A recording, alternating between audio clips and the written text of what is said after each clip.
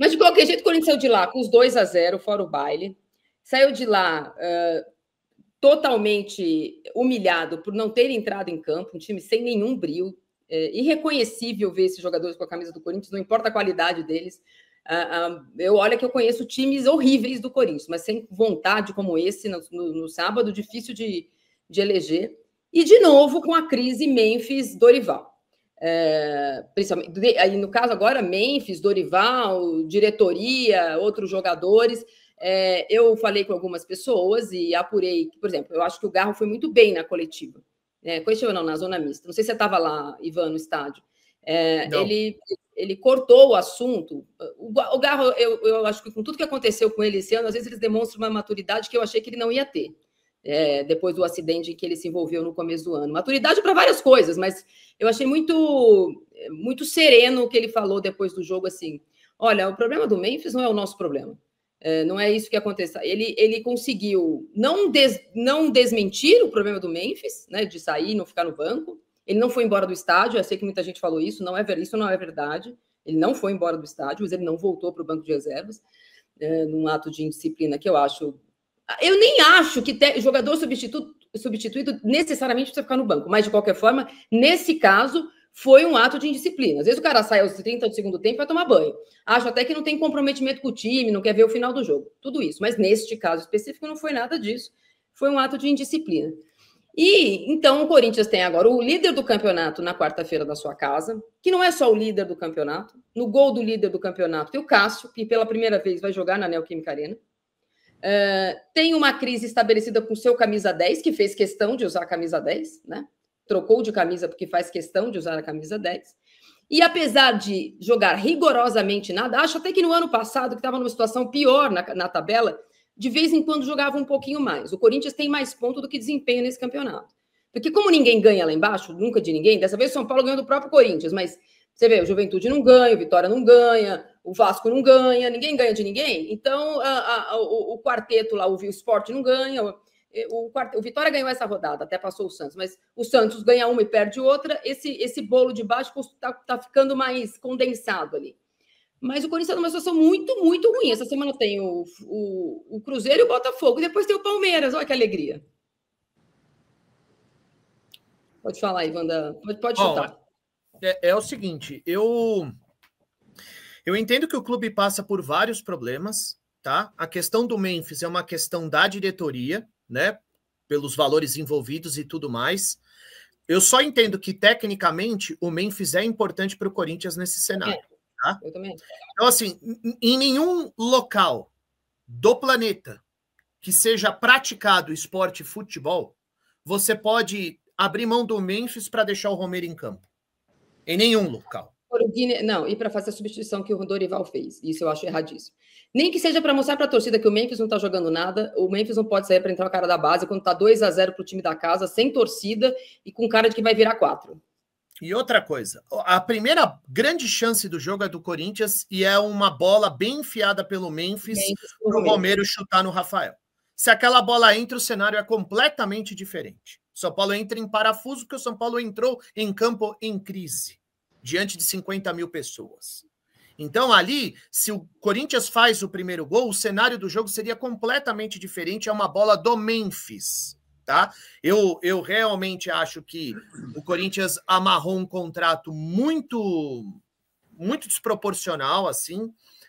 Ele ganha salário de jogador que decide jogo quarta e domingo. Ele não é esse nível, ele não tem esse nível, mas ele é um cara que tem números bons pelo Corinthians. Por quê? Porque ele é um cara bom, ele é útil, ele sabe jogar futebol. Então, eu acho que assim, neste momento, você não vai conseguir resolver todos os problemas, mas a batata tá com o Dorival. A batata tá com o Dorival. Ele já colocou o Ranieri aberto pela direita, o Carrilho aberto pela direita, o Félix Torres como lateral direito, o Bidon como 10. Ele já inventou de tudo. E o Corinthians não consegue retomar o padrão do final do ano passado. Porque no final do ano passado o Corinthians jogou mais do que jogou, por exemplo, no Campeonato Paulista e foi campeão. Ele não consegue retomar aquele padrão. Claro que aquele padrão dependia bastante do Yuri, que agora é desfalque. Isso é compreensível. Só que a consistência ou o desempenho coletivo caiu bastante. E o Dorival tem que ser cobrado, porque ele teve um mês para preparar os caras, para descansar e preparar. E o time voltou com os mesmos problemas. Os mesmos problemas. Então, claro que o Corinthians tem vários problemas, o clube é muito...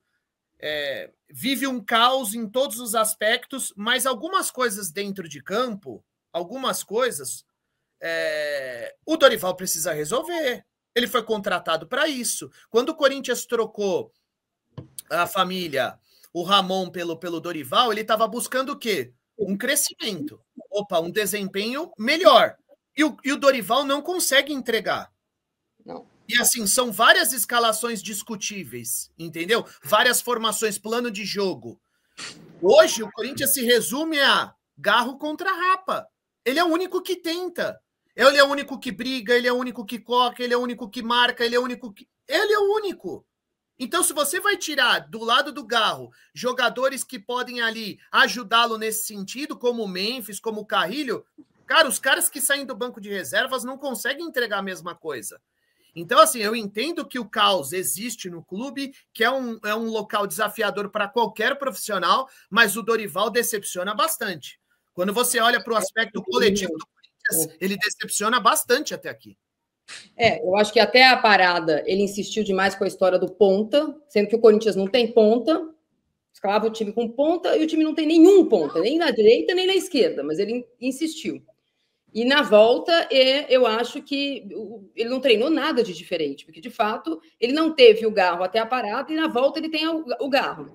E foram 3 jogos em que, vê aí, Garro, o que dá para fazer.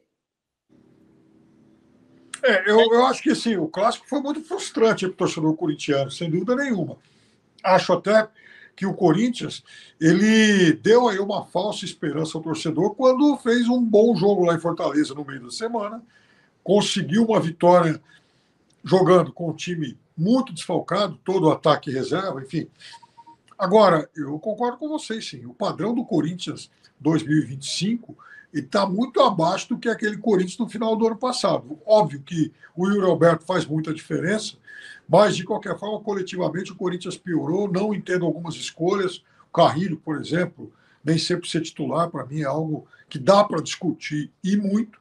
E, assim, o Dorival, que é um grande sujeito, mas, vejam, quando ele assumiu o Corinthians, ele também sabia, ele tinha noção exata das dificuldades que ele encontraria. Que era um clube, ele sabia que era um clube sem grana, um clube com problemas políticos, problemas no próprio elenco. Tem essa questão do Memphis, que, veja, o Memphis, na verdade, é um caso muito estranho, porque é um Corinthians falido que ofereceu um contrato das Arábias para um cara que tem que jogar no Brasil, né? E ser pago por um clube que não tem dinheiro. Então, ele está muito incompatível com a realidade atual do Corinthians. Agora, o que vai ser feito em relação a isso? Vai ter que aguentar, vai ter que dar um jeito de ficar com o jogador. Porque eu até imaginei algum tempo atrás que nessa parada de Copa do Mundo o Corinthians fosse até buscar alguma saída negociada com ele para um divórcio amigável e tal. Não aconteceu isso. O Corinthians continua bancando a aposta, não sei até quando. Agora, o problema é que, como o Corinthians é um clube com finanças muito precárias, toda hora tem algum tipo de atraso, fica devendo um troco aqui, outro ali, o jogador reclama. E aí, quando acontece algo como foi essa substituição inesperada no clássico do sábado, é claro que muita gente começa a associar uma coisa a outra. Será que ele está fazendo o corpo mole porque não recebe? Ou será que aconteceu alguma coisa no vestiário que a gente não sabe? Porque, de fato, essa troca foi, no mínimo, bastante estranha.